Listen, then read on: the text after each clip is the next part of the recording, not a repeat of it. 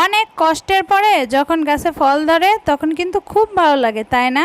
আসসালামু আলাইকুম, কেমন আছেন সবাই? আলহামদুলিল্লাহ আমি অনেক ভালো আছি। আপনারা যে যেখানে আছেন নিশ্চয়ই ভালো আছেন। সকাল সকাল ঘুম থেকে উঠে দেখেন কত রোদ হয়ে গেছে। এখন ভোরবেলা এত রোদ হয় তা বলার অপেক্ষা রাখে না। রাত্রেবেলা অনেক বৃষ্টি হয়েছিল, তারপর দেখলাম রোদ। তারপরে ভাবলাম রিসেন্টলি যেহেতু বাড়ি চলে যাব, তাই আর কি উস্তেগুলো উঠাই নিয়ে যাই, না হলে তো বাড়ি থেকে আসতে আসতে আর খাওয়ার উপযোগী থাকবে না, হয়তো পেকে যাবে। তাই এই উস্তে বা করলা যেটাই বলেন না কেন, যে বাজার থেকে যতই কিনি না কেন, কিন্তু এই উস্তের বা করলা ফলনগুলোর এত মূল্য তার টাকায় পরিমাপ করা যায় না। আর এর ভিতরে এতটাই আনন্দ, দেখেন আমি আর কি বলবো, এই সিটতে যে মাথাটা ভেঙে ফেললাম। মানে আমি আছে একটা অকর্মা ঢেকি বলতে পারেন, কি আর করব। একটা উস্তে ছিটতে যায়, তার মাথাটা কেটে নিয়ে চলে আসলাম। যাই হোক, হাত দিয়েই ছিঁড়ছিলাম, হাতে তো নখ নেই, নখ এতই নরম যে কখনো ব্লেড মেশিন দিয়ে কাটাই লাগে না, এমনিতেই পড়ে যায়। এরকম একটা অবস্থা। দেখতে দেখতে উস্তেগুলো সবই তুলে নিচ্ছিলাম। তারপর দেখলাম এখানে আর একটা ঝুলতেছে, সেটাও তুলে নিলাম। মোটামুটি আমাদের হয়ে যাবে এতেই, যেহেতু উস্তে আলু দিয়ে রান্না করে। তারপরে মানে এতটা আনন্দ লাগছিল এগুলো উঠানোর সময় যে ক্যাপচার না করে পারলাম না ফোনে আপনাদের সাথে শেয়ার করব বলে। আবার মেয়েটাকে কি দেবো, যেহেতু উস্তে একটু তিতা, ও তো খাবে না, তাই ভাবলাম এই বস্তার ভিতরে যে কটা মিষ্টি কুমড়া চারা বেরিয়েছিল ওর পাতাগুলো সব উঠাই নিয়ে গেলাম। যেহেতু এটা আর লাগাবো না, তাহলে হলে হোক, না হলে না হোক, এরকম একটা মন মানসিকতা হয়ে গেছে। আপনারা যারা রেগুলার আমার ভিডিও দেখেন তারা তো নিশ্চয়ই জানেন যে বস্তার ভিতরে মিষ্টি কুমড়া চারা বেরোয়েছিল, সেখান থেকে এই পাতাগুলো হয়েছে। তা বেশখানিক হয়েছিল, যা হয়েছে আলহামদুলিল্লাহ। আমার মেয়ের কিন্তু হয়ে যাবে, এটা আলু দিয়ে মাছ দিয়ে রান্না করে দিলেই ও খুব আনন্দ মনে খেয়ে নেবে।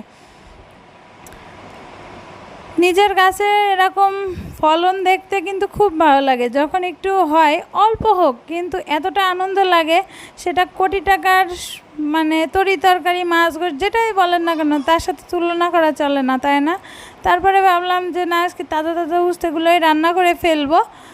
রান্না করার জন্য এই যে উস্তেগুলো আমি কেটে নিয়েছি ভালো করে, দেখলাম ভিতরে পুরোই কচি, তিতে লাগার সম্ভাবনা আছে। যদি আর কিছুদিন থাকতো, একটা সপ্তাহ থাকতো, তাহলে একদম ভালো খাওয়া উপযোগী হয়ে যেত। তা কিছু করার নাই, বললামই তো রিসেন্টলি বাড়ি যাব সেজন্য। তারপরে চুলায় বসিয়ে দিলাম এই যে আলু কেটে পানি দিয়ে আর একটু লবণ দিয়ে বসিয়ে দিলাম। এটা আলুটা ভালোভাবে একটু সেদ্ধ হতে থাকবে। তারপরে এই সরাটা দিব, তো দেখলাম এই সরা পানির মধ্যে ডুবে যাচ্ছে। তারপরে না পেরে রাইস কুকারের সরাটাই দিয়ে আমি ঢেকে দিলাম। এর ভিতরে হলুদ এবং তেল দিয়ে আমি ভালো করে সিদ্ধ করে নিচ্ছি। তারপরে এই যে সরিষা বাটা, কাঁচা ঝাল, পেঁয়াজ রসুন আদা সব কিছুই দিয়ে হচ্ছে আমি এগুলো নিলাম। আর এই যে মাছ ভাজি করছিলাম, ওই মাছ ভাজি যে তেল হালকা কড়াইতে ছিল সেটাও দিয়ে দিলাম। আলুটা অনেকটাই সেদ্ধ যখন হয়ে আসা, সেহেতু মাগুর মাছের এই মাথা অংশটা যেহেতু এটা খাওয়া ওইভাবে হয় না, তা ভাবলাম এর ভিতরে দিয়ে দিই। আর এই পেটির অংশগুলো আমি জাস্ট লবণ হলুদ মাখিয়ে 2-3 বার তেলে নেড়ে নিয়েছি। আর এই যে দেখেন উস্তেগুলো এগুলোই হয়েছে। এই সব একসাথে দিয়ে এবার ভালো করে আমি কষিয়ে নেব। আলু কিন্তু আমার হাফ সেদ্ধ অলরেডি হয়ে গেছে। আর এই মাগুর মাছের মাথা দিয়েই, মাগুর মাছ খেতে কে বেশি ভালোবাসেন, কে বেশি ভালোবাসেন প্লিজ কমেন্ট করে জানাবেন।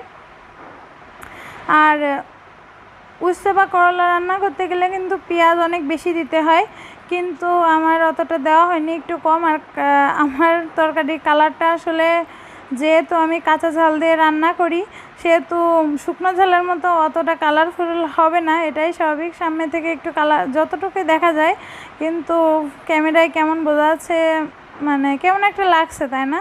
কিন্তু সামনে থেকে কিন্তু অনেক সুন্দরই হয়েছিল কালারটা। যাই হোক, আমি সুন্দর মতো কষিয়ে এই যে পানি দিয়ে নেড়ে নিচ্ছি। তারপরে আমি এই পানি ভালোভাবে শুকাই নিয়েছি একেবারে। আর ওখানে যে আলু আর উচ্ছে আছে ওটাই বাকিটা টেনে নেবে। গড়ে সরে এই যে বাটিতে নামিয়ে নিলাম, কারণ আমার রান্না অলরেডি কমপ্লিট। আজকের মতো বিদায় নিচ্ছি। আল্লাহ হাফেজ।